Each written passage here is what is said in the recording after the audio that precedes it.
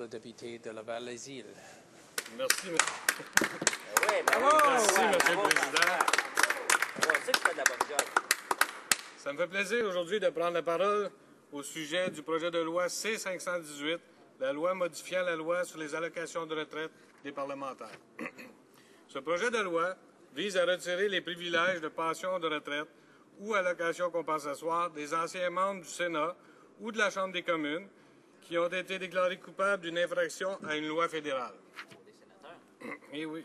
Infraction suite à laquelle le parlementaire est passible d'une peine d'emprisonnement d'au moins 2 ans. Ces modalités de peine d'emprisonnement maximale de 2 ans ou plus s'appliquent en grande majorité des infractions de la loi fédérale relevant du Code criminel.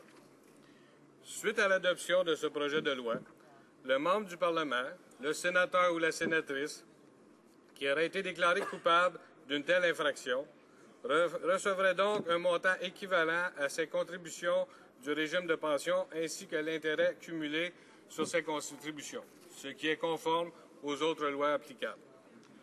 Vous savez, Monsieur le Président, nous supportons ce projet de loi parce que nous croyons que tout projet de loi qui renforce l'éthique parlementaire est un pas dans la bonne direction.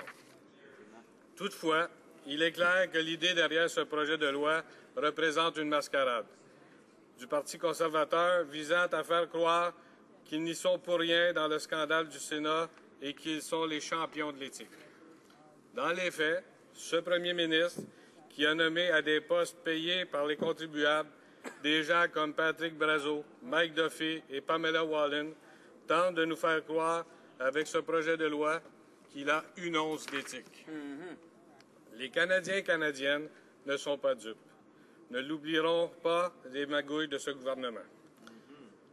Et pour les sénateurs du Parti libéral, ceux qui font partie du non-caucus libéral ou plutôt des sénateurs indépendants, libéraux, sans caucus ou quelque chose du genre, eh bien, ne vous réjouissez pas trop vite.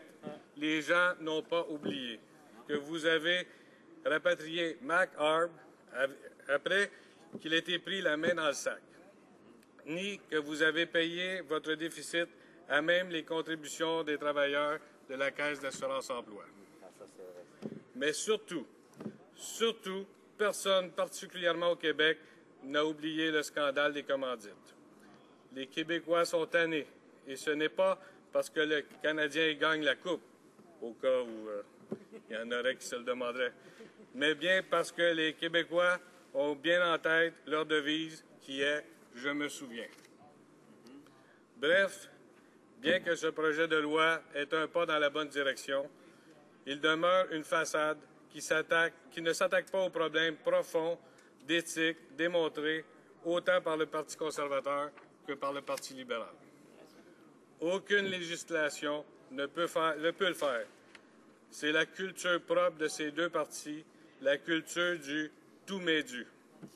La mentalité de se dire que peu importe ce qu'ils font, ils pensent que le pouvoir leur est dû et qu'il reviendra un jour ou l'autre. « Entitled to my entitlements », dit l'expression anglaise. Ce climat est malsain. Avec le NPD, la population a maintenant une option propre qui travaille pour et qui a conscience que c'est un privilège de les représenter et non un droit acquis, et qui travaille pour eux plutôt que pour les lobbies. Je suis aussi fier de mentionner que ce projet de loi est un projet de loi pratiquement calqué sur un projet déposé par le gouvernement néo-démocrate de la Nouvelle-Écosse qui a reçu la sanction royale le 10 mai 2013. Alors, j'apprécie de voir que nos collègues d'en face s'approprient enfin une de nos idées pour en faire une législation en matière d'éthique. Peut-être commence-t-il à voir la lumière. À moins que ce soit simplement comme le collègue du bureau qui vole le lunch des autres et qui met en gros sur le frigo le lendemain « Ne pas voler les lunchs des autres ». Connaissant l'historique de ce gouvernement, j'aurais tendance à pencher pour la deuxième solution. Mais pour revenir au sujet, il est clair que ce projet de loi vise à laisser transparaître que le Parti conservateur est fâché des manquements à l'éthique de ces sénateurs, que le premier ministre a tous personnellement nommés. Même chose du côté des libéraux qui ont, par juste un tour de magie, fait disparaître leurs sénateurs un bon matin pour sûrement les faire réapparaître quand ils en auront besoin. Non, Monsieur le Président, le parti des McCarb et de Raymond Lavigne ne donne pas sa place en matière de mascarade politique, visant à prendre les Canadiens et les Canadiennes pour des gens naïfs, ce qu'ils ne sont pas. Tout le monde voit clair dans leur jeu et un plus grand nombre d'entre eux font jour après jour confiance au NPD. Et la seule solution qui réglerait les problèmes d'éthique des parlementaires canadiens soit l'élection d'un gouvernement néo-démocrate et l'abolition du Sénat. Bravo! Bien dit, Merci, François. Très bien dit. Même l'ancienne organisation du député du Nouveau-Brunswick Sud-Ouest, la Fédération canadienne des contribuables, est d'avis que le manque d'éthique à la Chambre passe par le bleu et le rouge. Et je cite ici son président, Gregory Thomas, « Les Canadiens ont récemment été témoins du spectacle de l'escroc reconnu coupable, l'ancien sénateur et député Raymond Lavigne, qui récolte la pension annuelle de 67 000 $ par année alors qu'il est en prison, pour avoir fait de fausses réclamations de dépenses au Sénat.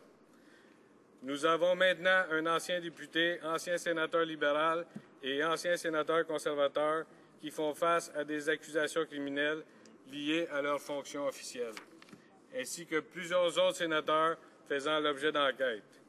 Il est clair que les sénateurs et les députés ont besoin de pénalités plus sévères. Cette situation ne peut être plus claire et est un excellent résumé des manquements d'éthique constants et systématiques commis par les gouvernements libéraux et conservateurs successifs depuis 20 ans, en commençant avec le scandale des commandites jusqu'à l'actuel scandale du Sénat. Vous savez, Monsieur le Président, la législation qui est devant nous aujourd'hui est un pas dans la bonne direction. Et c'est pourquoi nous, des hauts-démocrates, l'appuierons en deuxième lecture. Ce qui est clair toutefois, c'est que la culture d'un parti et son éthique, eux, ne peuvent être légiférés. Ah oui. Et il est là le problème avec le gouvernement et le troisième parti. C'est pour cela qu'il faut passer un message, se doter d'un gouvernement qui respecte les Canadiens et qui travaillera dans l'intérêt de la population plutôt que son propre intérêt. Et en 2015, les Canadiens et Canadiennes l'auront ce gouvernement en votant pour le NPD. Merci, M. le Président. Bravo! Bravo!